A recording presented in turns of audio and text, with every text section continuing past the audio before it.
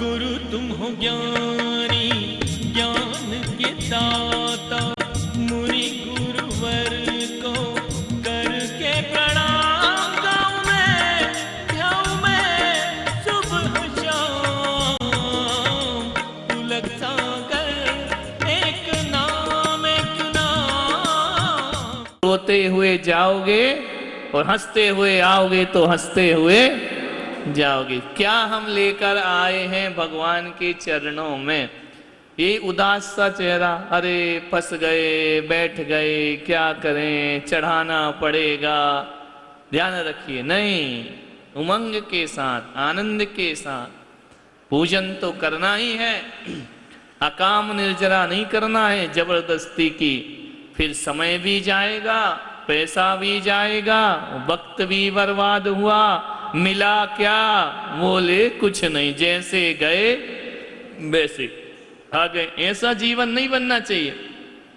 अच्छे से पढ़ो, भगवान के गुणगान को करिए, अर्घ चढ़ाइए प्रभु को, भक्ति करिए भगवान की, झूम करके नाच करके भगवान के आंगन में, भगवान के दरबार में, पूजा मंडप में जो नृत्य करते हैं, तो कहा जाता है ज्यों ज्यों पग धरते हैं त्यों त्यों पूजा की भक्ति में उठा हुआ एक एक पग 100 यज्ञ से बढ़कर के हुआ करता है, 100 हवन से बढ़कर के हुआ करता है। ध्यान रखना।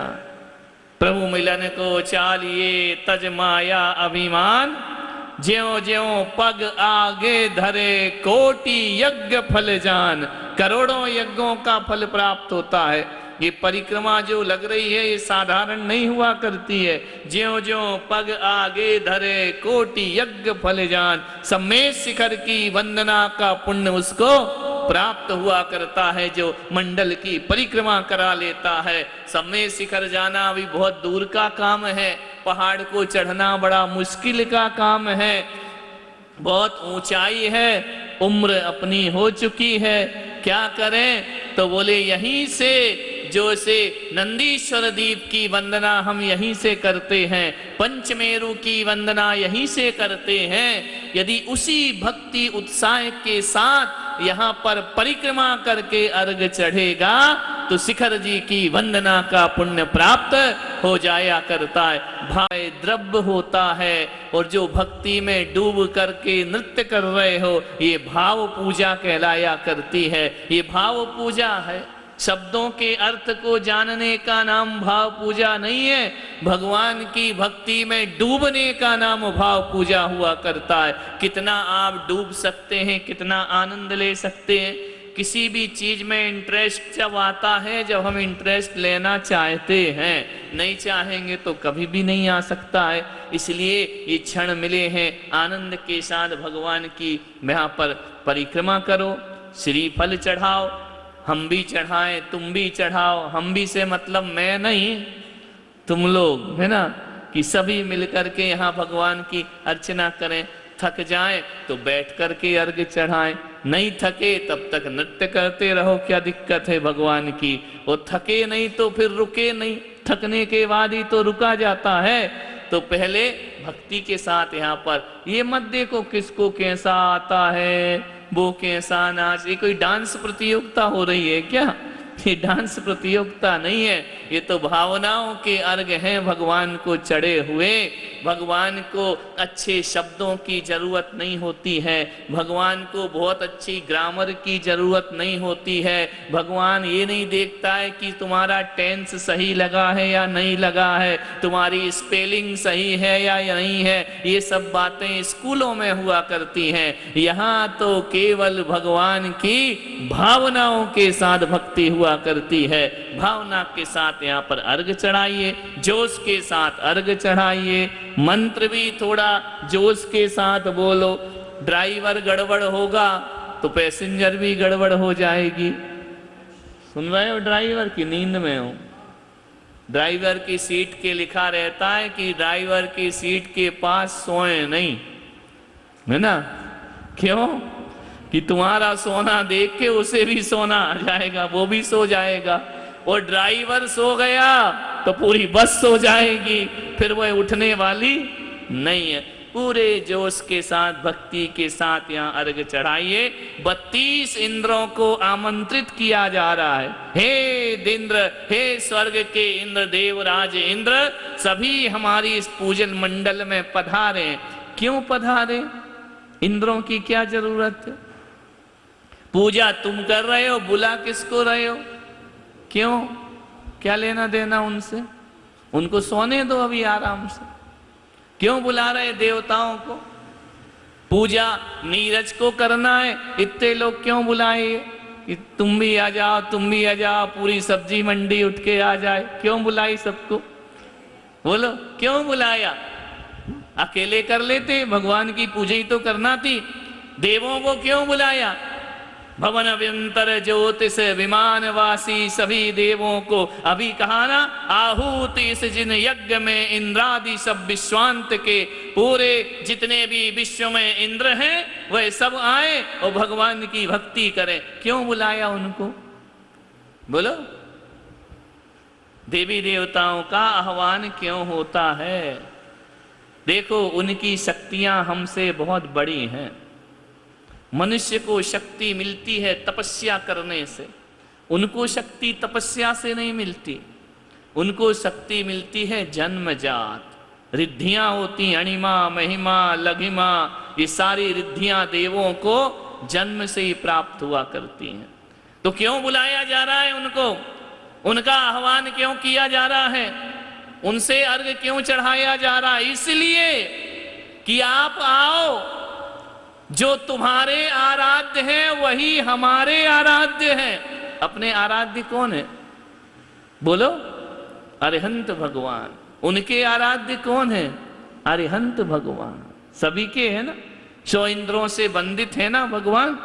सारे 100 इंद्र जिन्हें प्रणाम किया करते, जो तुम्हारे आराध्य हैं वही हमारे आराध्य हैं।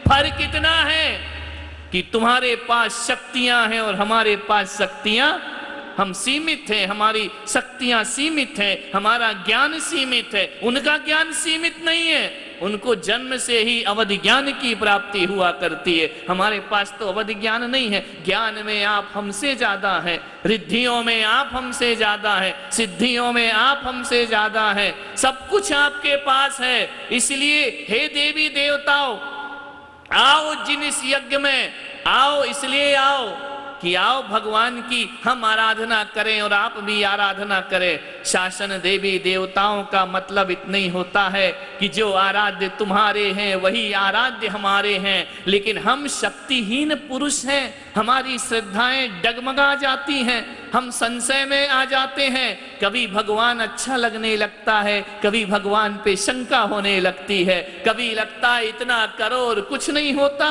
पूजा पाठ रोज कर रहे हैं, हमारे काम बनते ही नहीं है, हमारा कुछ होता ही नहीं है। ऐसे विचार मनुष्य के मन में आ जाते हैं। क्या पूजा करने वाले असफल नहीं होते? क्या पूजा करने वालों के जीवन में दुख नहीं आता? आता है। क्या उनका व्यापार कम नहीं होता? उनका भी कम होता है। क्या उनको हानि नहीं उठाना पड़ती? पूजा करने वालों को भी हानि उठाना पड़ती है। इसलिए तो देवताओं को बुलाया जा रहा है कि जब जब मेरी हानि होती है, जब जब मेरा मन हताश होता है, जब जब मुझे लगता है कि तेरी भक्ति करने से कुछ प्राप्त नहीं हुआ, तो हे देवी देवताओं आओ और ऐसा चमत्कार दिखाना कि हमारी भगवान से श्रद्धा कम ना हो जाए, हमारा भगवान के प्रति समर्पण। देवी देवताओं को क्यों बुलाया है? कि मेरी श्रद्धा कम ना हो जाए, और जहां मेरी श्रद्धा कम होने लगे आप अपने अतिशय से मेरी श्रद्धा और बढ़ा देना। मनुष्य की तो श्रद्धाएं घटती बढ़ती रहती हैं। आज सहेली है, कल दुश्मन हो जाएगी। आज साथ साथ घूम रहे, कल बोलचाल बंद हो जाएगी। आदमी का जीवन तो ऐसे ही हुआ करता है। आज जो अच्छा लग रहा है कल वो बुरा लगने लगेगा। हे भगवान, दुनिया की बातों में ये चले तो चले, लेकिन जब हम तेरी भक्ति करने के लिए बैठे और तुम्हारे प्रति कोई अश्रद्धा का भाव उत्पन्न हो, तो हे देवी देवताओं आओ और हमारी श्रद्धा को मजबूत करने का प्रयास करो। आओ अपनी महिमा और अतिशय दिखाओ। ध्यान रखना, यदि महिमा अतिशय नहीं दिखाते तो आज भक्तांबर स्तोत्र कोई पढ़ रहा होता, माने तुंगे आचार्य ने भगवान की भक्ति की। मेरा सामर्थ्य नहीं है कि मैं बेड़ियां तोड़ सकूं, मेरा सामर्थ्य नहीं है कि चमत्कार दिखा सकूं, मैं तो अपने भगवान की भक्ति कर सकता हूं। लेकिन आप तो सामर्थ्यवान हैं स्वर्ग के देवताओं, आओ और अपना सामर्थ्य दिखाओ और जिन शासन की महिमा को बढ़ाने का प्रयास करो। सीता ने अग्नि में कमल की रचना कर दी, किस वजह से कर दी? देवताओं आओ, अब श्रद्धाएं हमारी डामाडोल हो रही हैं। इस देश का सम्राट विश्वास करना छोड़ चुका है हम पर।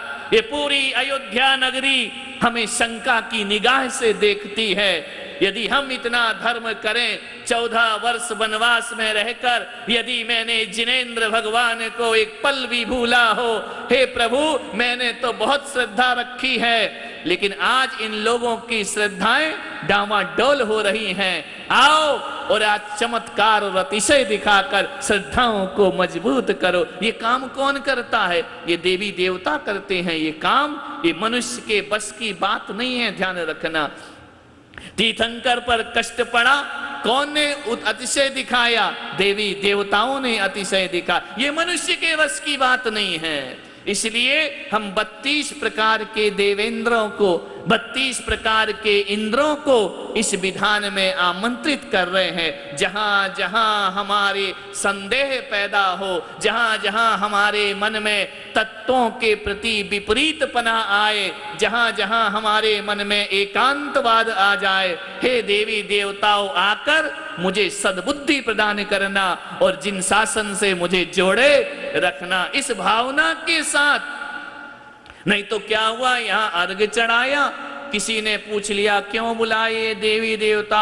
अरे उसमें लिखा था तो हमने बुला लिया, और चढ़ाना था तो हमने चढ़ा दिया। नहीं, ऐसा नहीं है।